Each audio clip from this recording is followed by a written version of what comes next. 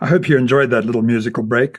Now, getting straight back into it here on the Steamroom, I'm proud and excited to welcome a representative from Gay and Lesbian Network, an expert in the field of the man-on-man sex, and of course daytime sex, who's here to talk to us about the psychological side of things.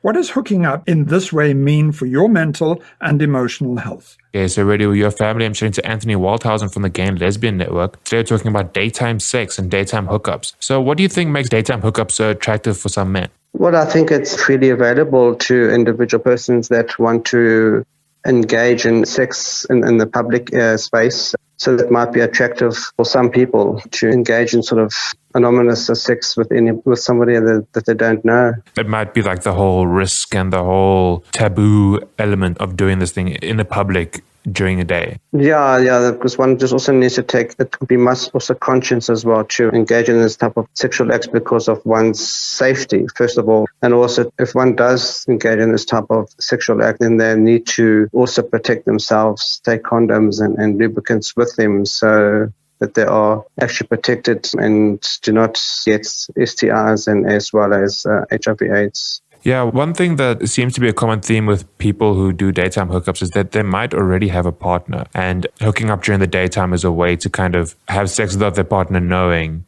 because they're out and about. So what advice do you have for these men who are having daytime sex without their partner's knowledge or consent for that reason? Well, I think that they need to try as much as possible to be as much as faithful as possible and be with the partner that they actually got to know and supposedly love. And if they do engage in these acts, then they should make sure that they are protecting themselves, because if their partner is really faithful and does not do that, what the other person is doing is, and they infect the person with HIV or with STI, then there is going to be those sort of throwbacks coming to that person to how did he manage to get HIV/AIDS or STIs. So there's be a lot of animosity between the two type of the person. So it's important that one does make sure that they protect themselves, engage in this sort of risky sexual behavior. So these men who are busy hooking up in the daytime, how would they know that the person that they are hooking up with is safe? Or what are some red flags to look out for when meeting guys during the day